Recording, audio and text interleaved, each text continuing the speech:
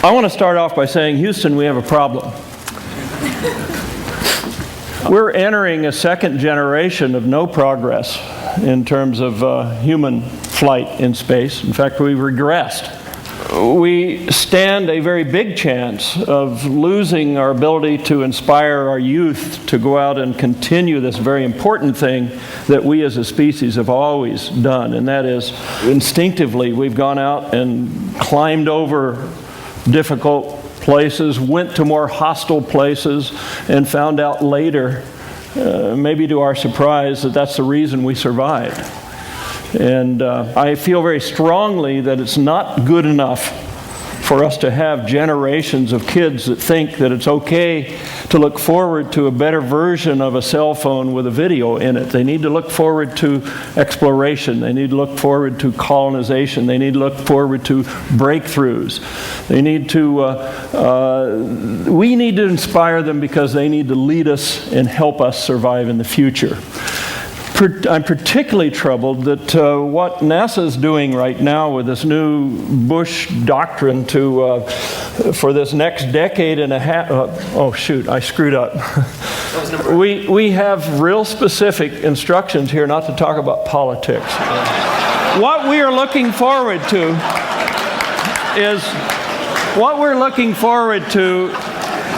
is not only the inspiration of our children, but the current plan right now is not really even allowing the most creative people in this country, the Boeings and Lockheed space engineers, to go out and take risks and try new stuff. We're going to go back to the moon and 50 years later, and we're going to do it very specifically planned to not learn anything new. I'm really troubled by that. But anyway, that's the basis of the thing that I want to share with you today, though, is that right back to where we inspire people who will be our great leaders later. That's the theme of my next 15 minutes here. And I think that the inspiration begins when you're very young. 3-year-olds up to 12, 14-year-olds. What they look at is the most important thing. Let's take a snapshot at aviation. And there was a wonderful little short 4-year time period when marvelous things happened. Started in 1908 when the Wright brothers flew in Paris and everybody said, "Whoa, hey, I can do that." There was only a few people that had flown in early 1908.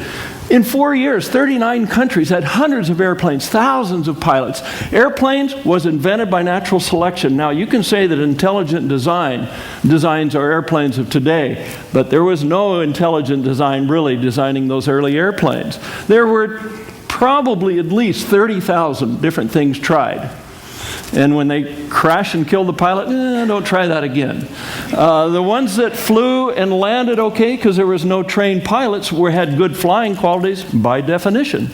So by making a whole bunch of attempts, thousands of attempts, in that 4-year time period, we invented the concepts of the airplanes that we fly today, and that's why they're so safe, as we gave it a lot of chance to find what's good. That has not happened at all in space flying. There's only been 2 concepts tried, 2 by the U.S. and 1 by the Russians. Well, who was inspired during that time period? Aviation Week asked me to make a list of who I thought were the movers and shakers of the first 100 years of aviation, and I wrote them down, and I found out later that every one of them was a little kid in that wonderful renaissance of aviation. Well, what happened when I was a little kid was some pretty heady stuff too.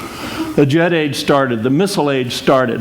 Von Braun was on there showing how to go to Mars, and this was before Sputnik, and this was at a time when Mars was a hell of a lot more interesting than it is now. We thought there'd be animals there. We knew there were plants there. The colors changed, right? But, NASA screwed that up because they've sent these robots and they've landed only in the deserts.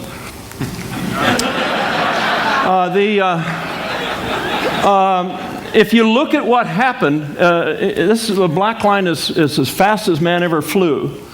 And the red line is the top-of-the-line military fighters, and the blue line is commercial air transport. You notice there's a big jump when I was a little kid. And I think that had something to do with giving me the courage to go out and try something that other people weren't having the courage to try. Well, what did I do when I was a kid? I didn't do the hot rods and the girls and the dancing, and, well, we didn't have drugs in those days, but I did competition model airplanes. I spent about 7 years during the Vietnam War flight testing airplanes for the Air Force, and then I went in and I had a lot of fun building airplanes that people could build in their garages, and some 3,000 of these are flying. Of course, one of them is around the world, Voyager. I founded another company in '82, which is my company now, and we have developed more than one new type of airplane every year since 1982. And there's a lot of them that I actually can't show you on this chart. The most impressive airplane ever, I believe, was designed only a dozen years after the first operational jet. Stayed in service until it was too rusty to fly, taken out of service. We retreated in '98 back to something that was developed in '56. What? The most impressive spaceship ever, I believe, was a Grumman lunar lander. It was it'd land on the moon, take off on the moon, didn't need any maintenance guys. That's kind of cool. We've lost that capability. We abandoned it in '72. This thing was designed 3 years after Gagarin first flew in space in 1961. 3 years, and we can't do that now. Crazy. Talk very briefly about innovation cycles, things that grow, have a lot of activity, they die out when they're replaced by something else. These things tend to happen every 25 years, 40 years long with an overlap. You can put that statement on all kinds of different technologies. The interesting thing, by the way, the speed here, higher speed travel is the title of these innovation cycles. There is none here. These two new airplanes are the same speed as the DC-8 that was done in 1958. Here's the biggie, and that is you don't have innovation cycles if the government develops and the government uses it. A good example, of course, is the DARPA net. In other words, computers were used for artillery first, then IRS. But when we got it, now you have all the level of activity, all the benefit from it. Private sector has to do it. Keep that in mind. I put down innovation. I've looked for innovation cycles in space, and I found none. The very first year, starting when Gagarin went in space, and a few weeks later, Alan Shepard, there were 5 manned space flights in the world, the very first year. In 2003, everyone that the United States sent to space was killed. There were only 3 or 4 flights in 2003. In 2004, there were only 2 flights, 2 Russian Soyuz flights to the International Manned Station, and I had to fly 3 in Mojave with my little group of a couple dozen people in order to get to a total of 5, which was the number the same year back in 1961. There is no growth, there's no activity, there's no nothing. This is a picture here taken from Spaceship One. This is a picture here taken from orbit. Our goal is to make it so that you can see this picture and really enjoy that. We know how to do it for suborbital flying now, do it safe enough, at least as safe as the early airlines, so that can be done. And I think that I want to talk a little bit about why we had the courage to go out and try that as a small company. First of all, what's going to happen next? The first industry will be a high volume, a lot of players. There's another one announced just last week, and it will be suborbital. And the reason it has to be suborbital is there is not solutions for adequate safety to fly the public to orbit. The governments have been doing this, 3 governments have been doing this for 45 years, and still 4% of the people that have left the atmosphere have died. And you don't want to run a business with that kind of a safety record. It'll be very high volume. We think 100,000 people will fly by 2020. I can't tell you when this will start because I don't want my competition to know my schedule.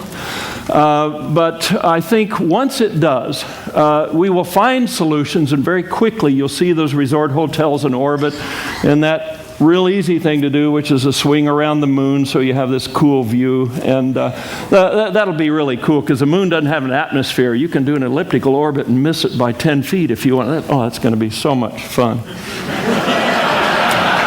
Okay, my critics say, hey, Rutan's just spending a lot of these billionaires' money for joyrides for billionaires. What's this? This is not a transportation system. It's just for fun. And I used to be bothered by that, and then I got to thinking, well, wait a minute. I bought my first Apple computer in 1978, and I bought it because I could say, I got a computer at my house and you don't. And what do you use it for? Come over, it does Frogger. Okay? Not the bank's computer or Lockheed's computer, but the home computer was for games. For a whole decade, it was for fun. We didn't even know what it was for. But what happened to the fact that we had this big industry, big development, big improvement in capability and so on, and they get out there in enough homes, we were ripe for a new invention. And the inventor is in this audience. Al Gore invented the internet. And because of that, something that we used for a whole whole decade for fun became everything. Our commerce, our research, our communication, and if we let the Google guys think for another couple weekends, we can add a dozen more things to the list. And it won't be very long before you won't be able to convince kids that we didn't always have computers in our homes. So fun is defendable. Okay, I want to show you kind of a busy chart, but in it is my prediction with what's going to happen, and in it also brings up another point right here. There's a group of people that have come forward, and you don't know all of them, but the ones that have come forward were inspired as young children, this little, 3 to 15-year-old age, by us going to orbit and going to the moon here, right in this time period. Paul Allen, Elon Musk, Richard Branson, Jeff Bezos. The Ansari family, which is now funding the Russian suborbital thing. Bob Bigelow, a private space station, and Carmack.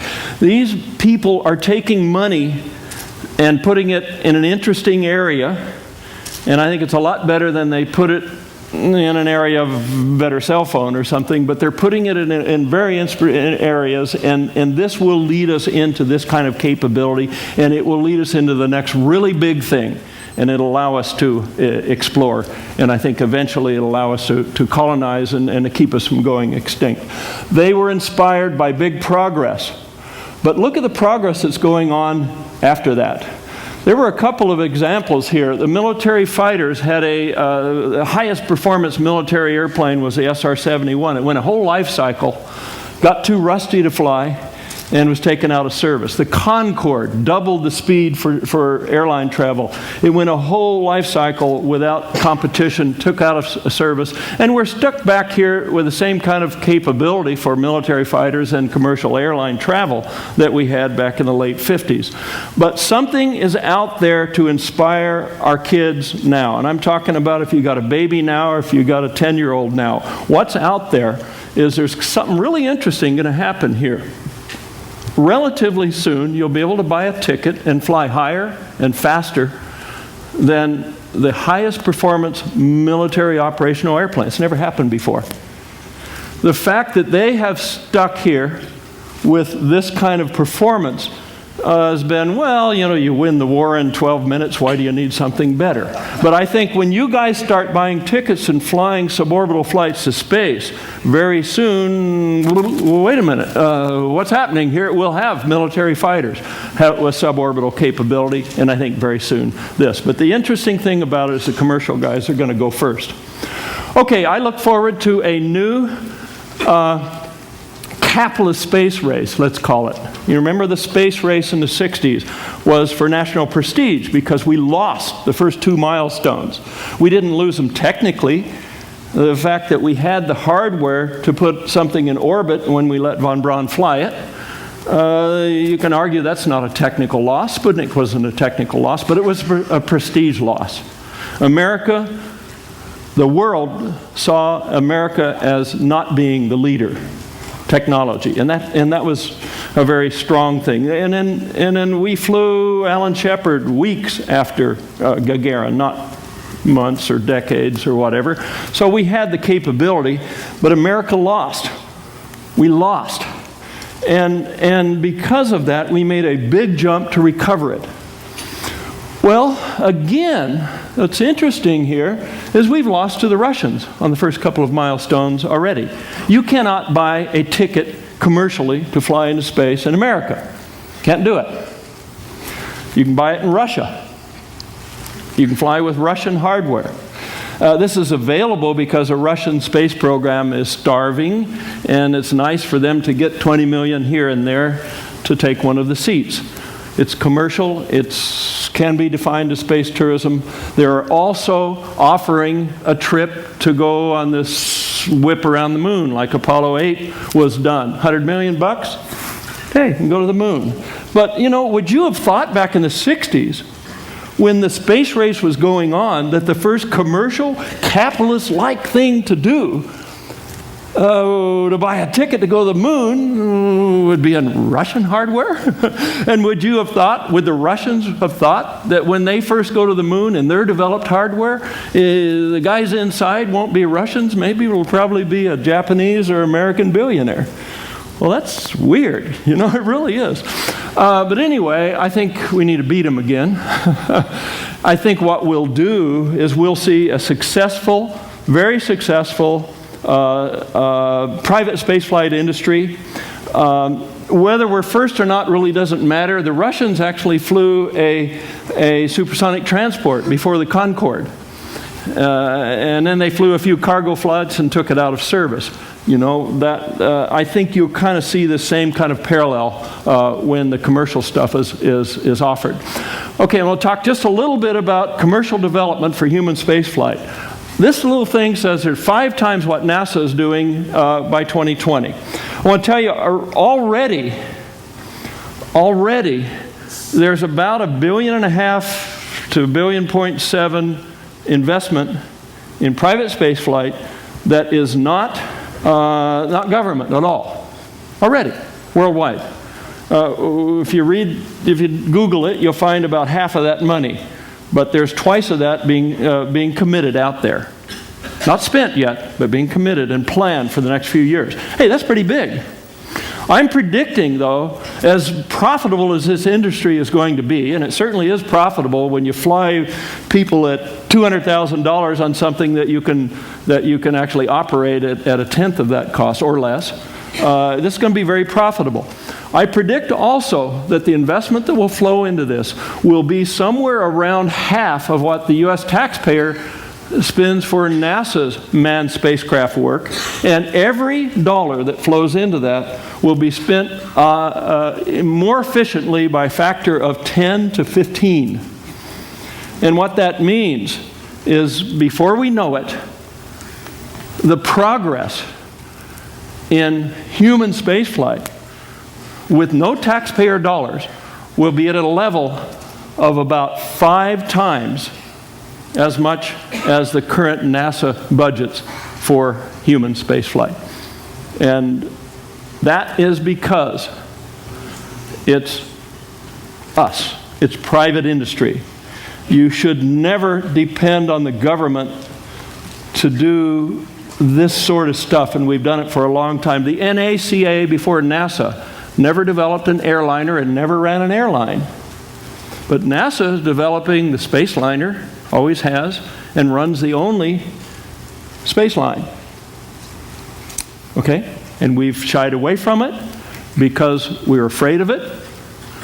But starting back in June of 2004, when I showed that a little group out there actually can do it, can get a start with it, everything changed after that time. Okay, thank you very much.